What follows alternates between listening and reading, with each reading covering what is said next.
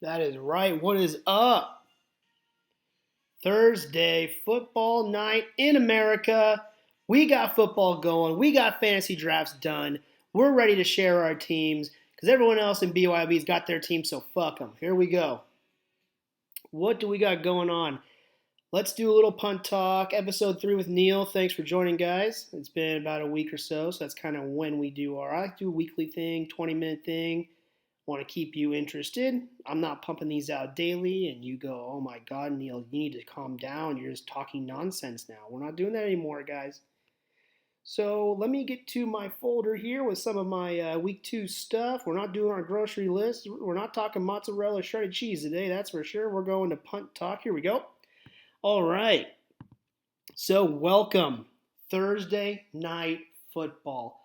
Josh Allen, man crush, Buffalo Bills going against those piece of shit Rams. All right, I got the 2.5 right now. I believe it is Bills minus 2.5, and I got them all goddamn day. Josh Allen is going to destroy the NFL this year. He is going to be the MVP, and he will be in the Super Bowl against the 49ers. We don't know the NFC, I guess, but well, it's a good guess, right?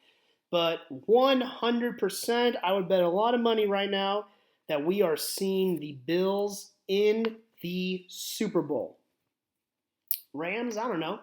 Niners, sure hope so. Cowboys, no way, ever. Cowboys, never, ever. Saints, nah, don't think so. God, I really hope it's not the Rams again, but I'm really, really looking forward to football 2020. What year is it? 2022. Here we go. This is a very football heavy podcast. I don't know if you can already tell, but I am just jazzed for football. So, first, I wanted to talk a little bit about fantasy. I already had both my drafts. Pretty happy with both of them. My BYOB league, I don't know, a couple of guys that I'm not so happy with. We are going to do a little QB, wide receiver, running back for those of you that have not drafted yet, which is probably none of you listening except for one of my friends' league that I am not in, but I will not mention the league. Everyone is probably drafted, ready to go, ready to start their Josh Allens, ready to start their Stephon Diggs, ready to start their Cam Akers. God damn, I don't know why I have Cam Akers, but you guys are ready to go tonight. You are ready to go football, except for this one league. This one league that I will not mention. They draft on the Friday or Saturday after Thursday, and then when they draft their players, those fantasy points get plugged into their week 1. Yeah, interesting. Okay, so Man Crush Thursday. QBs. We're doing a QB, wide receiver, RB. We're going to do a Neil top, a Neil stud, a Neil dud, and a Neil late round get. Okay, here we go. Quarterback. Yes, you guessed it. Neil's top quarterback for fantasy and life and NFL and anything cake eating contest. I am taking Josh Allen. Josh Allen is just a miracle. Let's just say that. He's a miracle. Man crush, love him. Top quarterback, Josh Allen. If you want to go quarterback and you want to go early, get Josh Allen. We all know that. Stud. Now, people start drafting Josh Allen. They start, oh, God, I got to get a quarterback. People are getting quarterbacks. Let me get that Patrick Mahomes. Let me get that Stafford. Let me get that Rodgers. No. Get Justin Herbert. I might even get Justin Herbert before Josh Allen. Well, no, I wouldn't do that. But I would not be surprised if Herbert has a fantastic fantasy football season. He has been nothing but almost perfect as a freshman and sophomore quarterback. Had him last year. Loved him. I think a stud quarterback to take if you start feeling a panic mode in round 3 or 4 for a quarterback. Take Justin. Dud. I've been waiting so long to say this, and I am going to say this right now. He has never stepped foot on P. Wilford Prez's football team. The big dud of this year, Aaron fucking Rodgers. Fuck him. Don't like him at all. Late get. As a Niner fan, you might think, of course you're going to say Trey.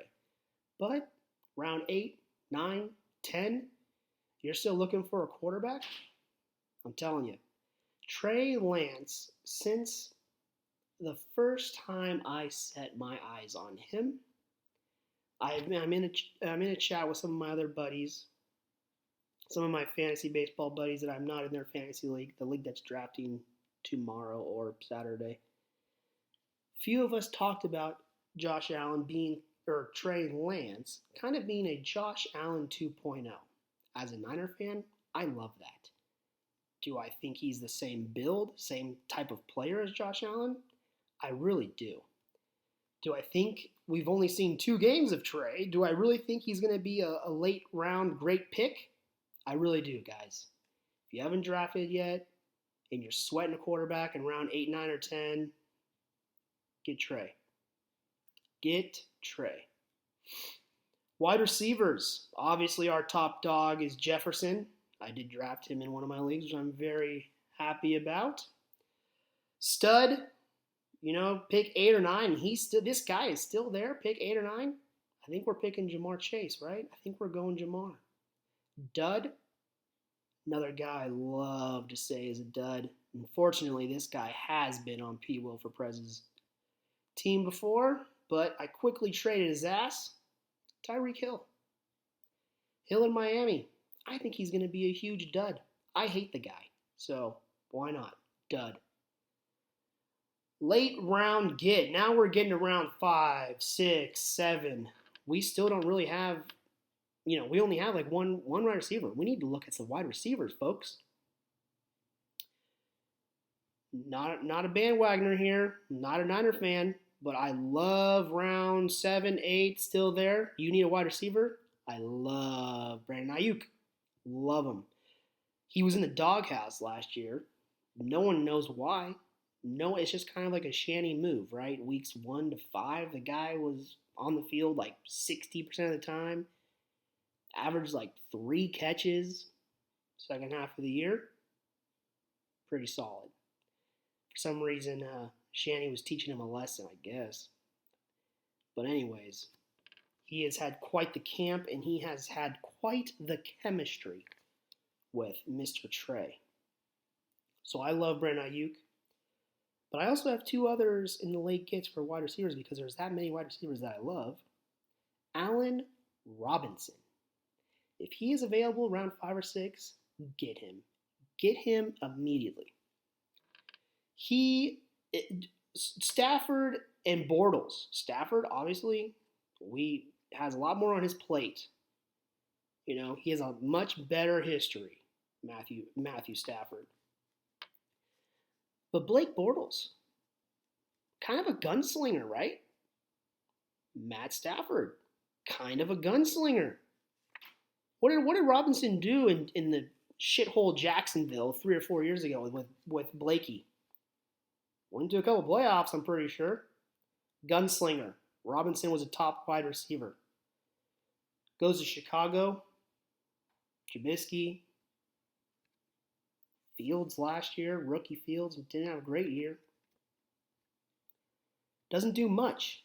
Robinson just kind of falls in the fantasy shadows.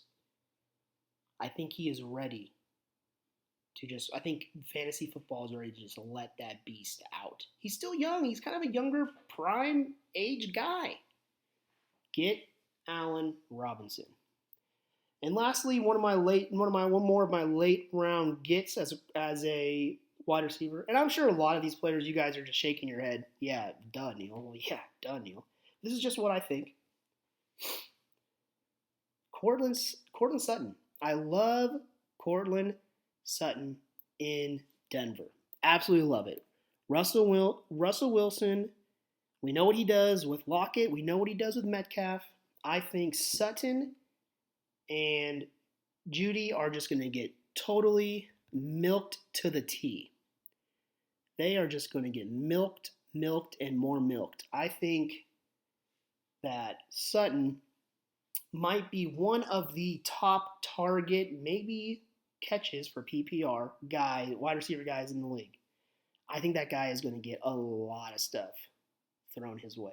And if he happens to go down and Judy ends up being the guy, Judy's on my fantasy team, so I would love it. That'd be great. So, anyways, wide receivers. RB, we all know, top dog, Taylor. After a year he had last year, I don't think he's doing it again. But Taylor is in a nice situation where he is just running backs nowadays with fantasy. You guys know it's so tough to draft running backs because there's so many 60-40, 50-50 splits. I mean, Taylor is like a clear cut 90% feed the man the ball.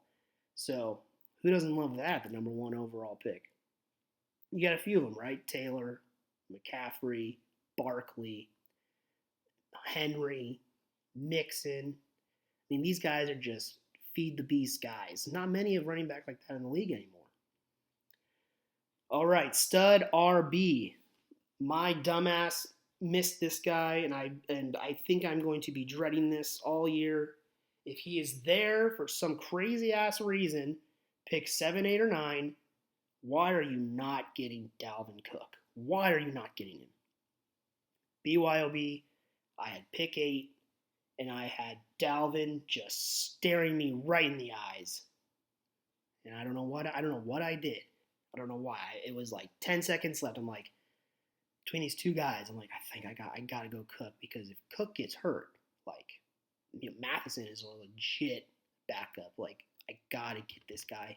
And for some weird ass reason, I went down a player and I picked Najee Harris. I don't know why. I'm like kind of dreading this right now. Talking about it is making me kind of upset. I don't know why I didn't go Dalvin Cook. I don't know. But he's just like the Taylors, the feed me's, right? But Matheson's going to get some touches and he's going to get some good yardages. And Matheson is going to be a great guy. As we know, in the past, this is kind of what led me towards Najee. It was like Cook kind of has a hard time staying healthy, but when he is on the field, he is so goddamn electric. And like I said, Matheson is just a great backup guy to have. Who's backing up Najee? No one knows. What? Benny, Barry, whatever his name is, Snell? Like, who's that guy? Right? Right now I have Warren. Apparently he's the lead dog for the RB2. Never heard of him, but I picked him up in case something happens. But if something happens to Harris, and I gotta look at Jaylen Warren, oh God, like I should have gone Cook and Matheson. I'm gonna kick myself in the ass for that. I know it, but that's my stud, Cook. Late first round, he's still there. Don't even think about it. Get him. Dud. Another guy on my team,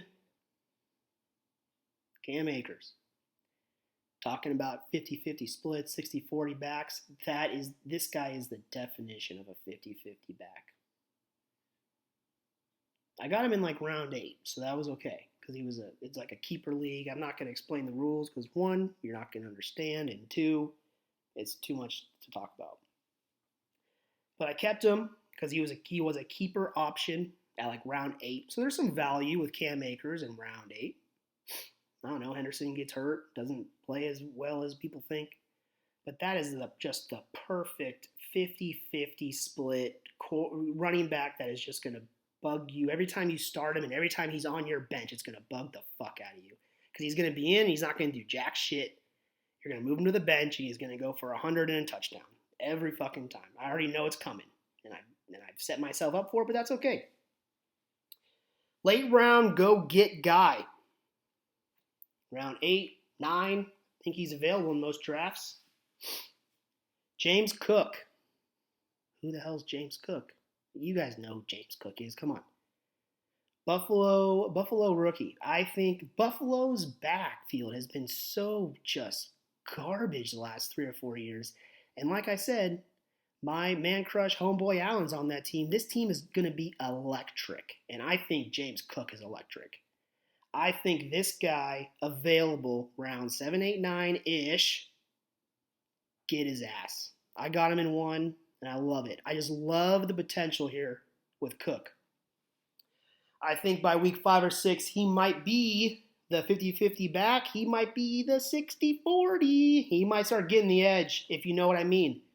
more ways than one. He will be hitting that edge, hitting those holes, and pounding it up the middle for some nice little TDs. I love James Cook late round. So those are Neil's top studs, duds, and late round guys. Hopefully you kind of enjoyed that. One quick little thing that happened to me yesterday, I feel like it'd be a great little conversation to end it. This is, like I said, this is very football heavy, but you know what? Why in the hell not? Thursday night football, we are back, baby. We are going football heavy. Last little thing I want to talk about yesterday, I was driving home. Tire pressure went on. About a month ago, my tire pressure went on. Light went on, and driving home from Truckee, we stopped in Auburn. Luckily, we got right to a repair shop, little ma and pa shop, great spot. And they were like, oh, yeah, you got a pretty good hole in this tire. And they patched it. We had two, I guess. Patched it in time, didn't ruin the rim when we were on the freeway for a couple minutes with it going bad. Rim's good. That was like a month or two ago. Had to come back, had to go to a Les Schwab in Windsor like a month ago. It was like a week after because the light came back on. And I said, screw it. Just give me a new tire. I don't want to deal with this. So got a new tire. Yesterday, light comes on. What the fuck? Like, why? Why me? Go to Les Schwab. Yeah, it's probably about an hour wait. 2 hours later. Hey, do you guys have any status on my car? Like, I'm just on my lunch break, but now there's like, no way, I'm going back to work. Like, what's going on? Oh, yeah, you're next in line. And they literally, I saw when I was talking to the woman, they pulled in the garage. I'm like, okay, cool.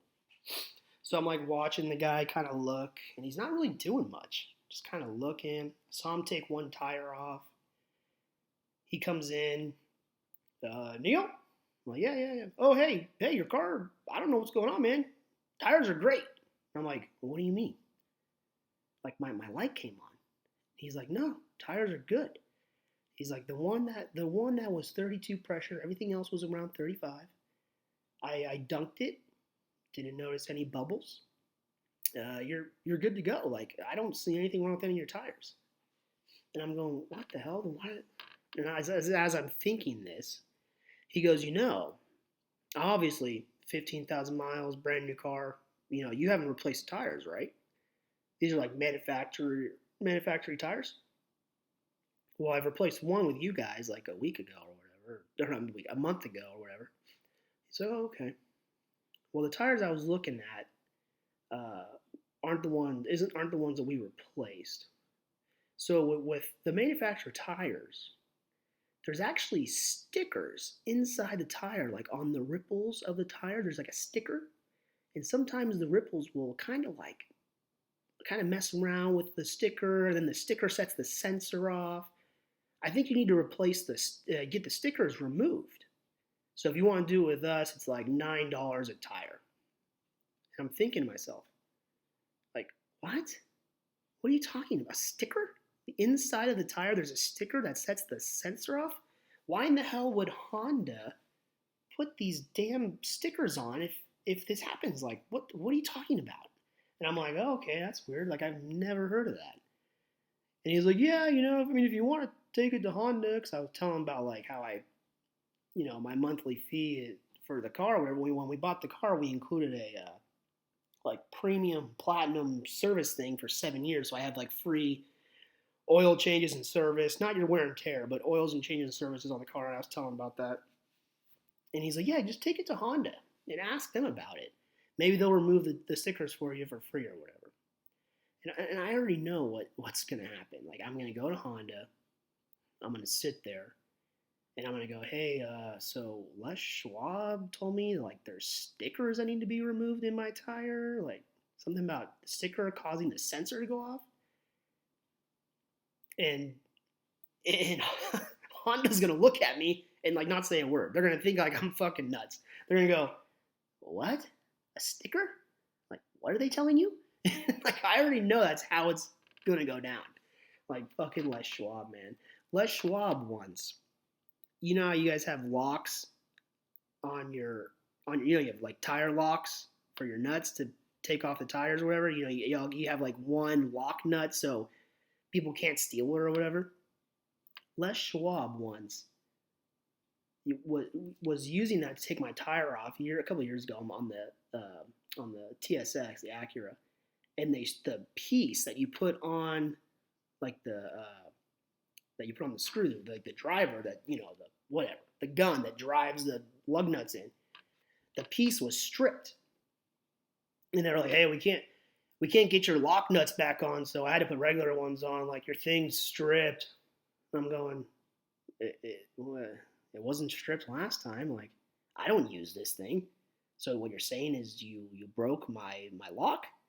Well, I mean, we were using it and it's stripped, but the piece might be bad. You just need to buy a new piece.